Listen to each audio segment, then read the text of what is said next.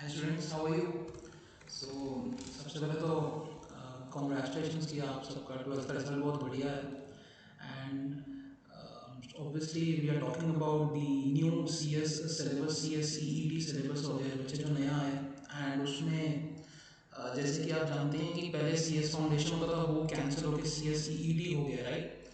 So now C S C E T is more और less like any other competitive exam. जैसे कि आप banking में जाते हैं या यूपीएससी देते हैं या फिर लॉ स्कूल्स के लिए आप अप्लाई करते हैं, which has certain subjects like legal reasoning हो गई, लॉजिकल एप्टीट्यूड वगैरह हो गई, लॉजिकल रीजनिंग हो गई। उसके अंदर फिर आप करंट अफेयर्स आ गए, उसके अंदर business communication, English etcetera, right?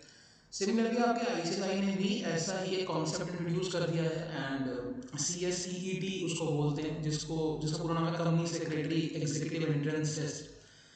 Now, talking about me, I'm Dipanshu, CS Dipanshu Gavri, and I'll be taking two subjects आपके।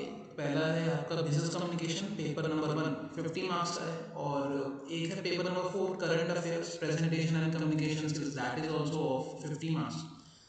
एंड थोड़ा सा आपको ब्रीफ देना चाहता हूँ कि इस सिलेबस में क्या है। So let me take you through the C S C E T syllabus.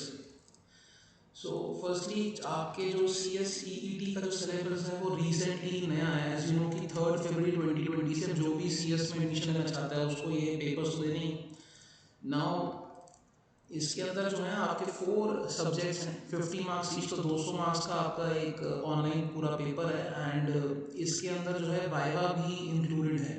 सो जो करंट अफेयर्स का जो चैप्टर मैं आपको पढ़ाऊंगा, current affairs presentation and communication skills, उसमें कुछ वाइवा भी है आपका।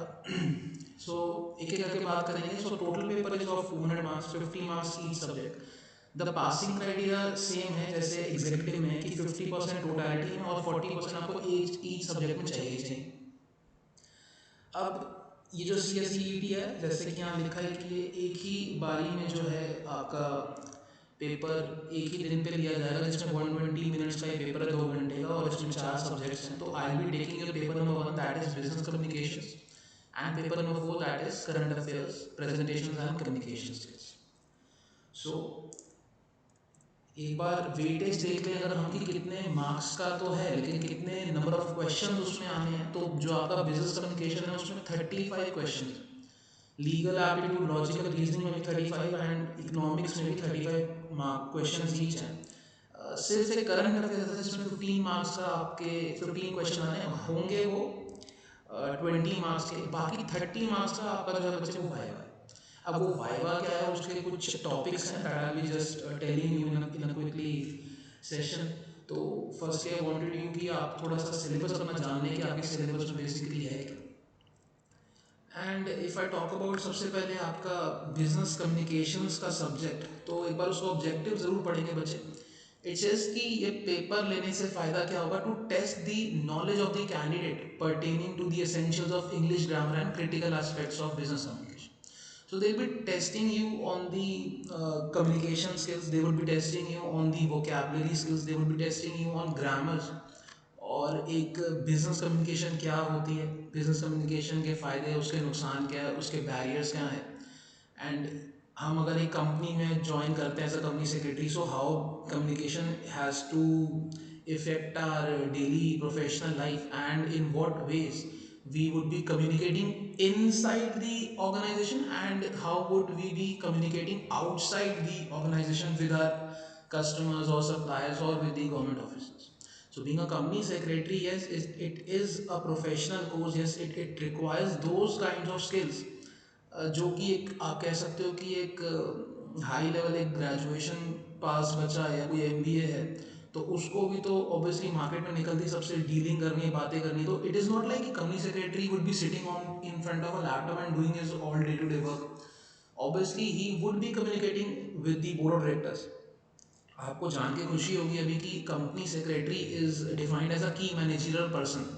की मैनेजरियल पर्सन का मतलब होता है कि he is equipped and he has been included with in the brackets of MDs and managers. मतलब जिस कंपनीज को एमडी रखना है, मैनेजर्स रखना है, ऐसी कंपनी से आपका उठना बैठना होता है, तो ऑब्वियसली कम्युनिकेशन बिकम्स एसेंशियल। तो शुरू से ही आपके सिलेबस में हमारे इंस्टीट्यूट ने इंट्रोड्यूस कर दिया कि सी एस के फाउंडेशन कोर्स से, ई ई टी कोर्स से ही कम्युनिकेशन आपकी स्ट्रॉन्ग करनी है।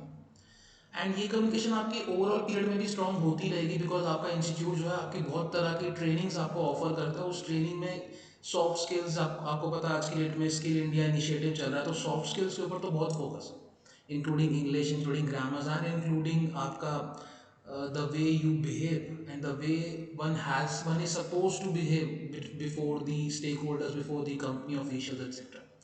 So अभी के लिए अगर मैं आपको आपका सिलेबस बताऊं तो क्या पढ़ने वाले हैं हम इसमें। कम्युनिकेशन में दो तीन वेराइटीज़ में आपका सिलेबस डिवाइडेड है। द फर्स्ट इज़ कि आपको कुछ इंग्लिश ग्रामर्स और English proverbs, punctuation, nouns, pronouns, ये सब पढ़ना पड़ेगा, वोकैबलरी पढ़नी पड़ेगी, one word substitution, homophones, idioms, phrases, proverbs, passive voice, active voice, जैसे आप देख सकते हैं स्क्रीन पे। तो ये जो हम इनिशियली स्कूलिंग से करते आते हैं वो ही यहाँ पर हम करेंगे, बट वो थोड़ा सा हम एक एक्स्ट्रा लेवल में पढ़ेंगे, हाई लेवल से पढ़ेंगे। Then we'll be talking about the communication department, the communication topic, which would be including the critical aspects of communication, communication के फ़ायदे क्या है, communication के नुकसान क्या है, written या oral communication कैसे कर सकते हैं, कम्युनिकेशन का पूरा प्रोसेस पढ़ेंगे, फ़ायदे पढ़ेंगे, नुकसान पढ़ेंगे, हम एक कंपनी के अंदर कैसे कम्युनिकेट करेंगे। Third part would be business correspondence, and that is something very important. Business correspondence means the way you will be, corresponding to the environment within the company. तो वहाँ पे मेल्स लिखना आना चाहिए, ईमेल कैसे लिखते हैं, अभी अभी तो हम शायद यूज़ करते हैं, कभी नहीं भी करते, बट ईमेल लिखने के एटिकेट्स हैं, वो पढ़ेंगे। फिर उसके अलावा कंपनी में इंट्रानेट कैसे काम करता है, एक्स्ट्रानेट्स कैसे काम करते हैं, और उसके अलावा मेल के फ़ायदे क्या हैं, नुकसान क्या हैं, और बिजनेस लेटर्स कैसे बनाते हैं, मैसेजेस कैसे भेजते हैं। So we would be basically talking about the communication and the correspondence जो एक कंपनी के अंदर होता है, with a effective manner and एक फॉर्मल तरीके से कैसे हम बिहेव करते हैं। अभी तो जैसे हम नॉर्मली व्हाट्सएप पे मैसेज लिखते हैं, वी डू नॉट केयर कि हम कैसे लिख रहे हैं, but obviously when you are writing a mail to the MD of your company और टू द मैनेजर, और you are responding to any of the queries raised by any government stakeholder और any customer और any supplier और any person who is interested with your company, तो वहाँ पे उनको जवाब देने के लिए ऑब्वियसली आपको बहुत डिसेंट तरीके से लेटर लिखना पड़ेगा, ईमेल लिखना पड़ेगा। सो वो कैसे लिखना है वो भी आपके सिलेबस में पार्ट में है। एंड फोर्थ पॉइंट या fourth part would be common business terminology, जिसमें we would be learning about the certain terms and conditions and certain terms and definitions which are regularly used in various laws। तो कुछ हम नए नए terms वगैरह सीखे, जैसे vocab में नए नए वर्ड सीखते हो, वैसे ही यहाँ पे कुछ नए नए टर्म्स, नई नई डेफिनेशन सीखें। So all know this portion, this paper number 1 is going to be absolute fun, इसमें मज़ा आने वाला है। और ये एक आई वुड से कि आसान चीज़ है, but it requires skills, it requires consistency की उस लेवल से। ये सोचिए कि आपको सी एस में ऑब्वियसली पेपर होना है, तो एक professional body is going to conduct this paper, so obviously we have to answer very adequately, for that we have to understand also very effectively. Now moving on, we'll quickly show you the lesson number or the chapter number 4th जो हमारा syllabus है, paper number 4, that is the current affairs। many of you would be thinking कि यार एक company secretary को क्यों current affairs पढ़ा रहे हो, हम कोई बैंकिंग का पेपर थोड़ी देने जा रहे। But somehow I will say कि the way the surroundings we live in and how quickly the things are changing day by day, वो बहुत ज़रूरी बन गया है आपके लिए कि आपको बिजनेस में हो रहे और बिजनेस को अफेक्ट करने वाले ऐसे कुछ करंट अफेयर्स के बारे में नॉलेज होनी चाहिए। तो इफ़ आई टॉक अबाउट कि रिसेंटली आप लोगों ने देखा होगा कि रिलायंस ने काफ़ी चीज़ें अभी रिसेंटली की हैं। रिलायंस का एक राइट इशू आया था, आपको अगर पता हो। H D F C company के अंदर चाइना ने इन्वेस्टमेंट्स अभी रिसेंटली करी हैं, तो अभी काफ़ी सारी चीज़ें हीटअप है। तो कुछ ऐप्स बैन हो गई हैं, कुछ इवेंट्स थे जो कोविड-19 से बंद हो गए। तो करंट अफेयर्स डालने का मकसद ये है कि आपको एक नेशनल और इंटरनेशनल इम्पोर्टेंस वाले जो करंट अफेयर्स है वो पता चले, तभी इसकी वेटेज कम है। सिर्फ 15 क्वेश्चन रखे हैं 20 नंबर के, ठीक है। 30 मार्क्स का देखो आपका क्या लिखा है, प्रेजेंटेशन एंड कम्युनिकेशन स्किल्स। तो फिर से कम्युनिकेशन आ गया, तो that is one telling you बच्चे, जो पेपर नंबर 1 कम्युनिकेशन है उसी का एक हिस्सा एक अलग एडवांस लेवल पे हम लोग पेपर नंबर 4 में जोड़ देते हैं। पेपर नंबर 1 में आप बेसिक्स ऑफ कम्युनिकेशन सीखेंगे, लेकिन पेपर नंबर 4 के अंदर आपको एक्चुअली में उसको अप्लाई करना है. So I will telling you how we will do that, how everything is going to take place. तो वो भी सब एक बार देखेंगे. लेकिन अगर करंट अफेयर्स का सिलेबस देखें तो करंट अफेयर्स में देखिए क्या क्या बॉडीज़ के बारे में आपको करंट अफेयर्स आ सकते हैं पेपर में. सो कुछ इंटरनेशनल बॉडी जैसे Asian association of south Asian Nations है, ब्रिक्स है, सार्क है आपका, और उसके बाद G20 है. G20 कुछ ग्लोबल 20 कंपनीज हैं, कुछ जाइंट 20 कंट्रीज़ के ग्रुप के थ्रू बना हुआ एक ऑर्गेनाइजेशन है, बिम्स्टेक है. सो बिम्स्टेक के बारे में पढ़ेंगे. And then there are certain national level organization जैसे RBI, ये शायद आपने 11th 12th में भी पढ़ा है. सेबी पढ़ेंगे, नाबार्ड आपने शायद सुना हुआ है. कुछ आपके लिए नए होंगे जैसे CCI competition commission of India कौन है, इसके बारे में करंट अफेयर्स पढ़ेंगे. IMF इंटरनेशनल मॉनेटरी फंड क्या है, इसके करंट अफेयर्स पढ़ेंगे. IBBI insolvency bankruptcy board of India के बारे में हम लोग पढ़ेंगे कि IBBI क्या है and how IBBI has grown up. कुछ रिसेंट ईयर्स में एक ऑर्गेनाइजेशन इंडिया में आया है, और वो कैसे आगे बढ़ रहा है, उसके करंट अफेयर्स क्या हैं. वर्ल्ड बैंक के बारे में पढ़ेंगे, एशियन डेवलपमेंट बैंक्स के बारे में पढ़ेंगे, कुछ समिट्स कुछ कॉन्फ्रेंसेस के बारे में पढ़ेंगे जो नेशनली और इंटरनेशनली हुई हैं लास्ट ईयर्स में. देन हम RBI और डिजिटल बैंकिंग के बारे में कुछ अपडेट्स पढ़ेंगे, जैसे डिजिटल इंडिया लॉन्च हुआ, ये पेमेंट्स ऐप लॉन्च हो गई हैं, इन सब के बारे में कुछ करंट अफेयर्स. सुप्रीम कोर्ट ने कोई रिसेंटली कोई सुप्रीम कोर्ट ने जजमेंट्स दिए हैं, उसके बारे में पढ़ेंगे. CS इंस्टीट्यूट आपके अपने इंस्टीट्यूट के बारे में करंट अफेयर्स पढ़ेंगे, जिसमें एक तो आज आपको पता ही है CSEET, ये 3rd of February 2020 को आपको पता है कि नया आया था, तो ऑब्वियसली हमें ये भी पढ़ना पड़ेगा, राइट.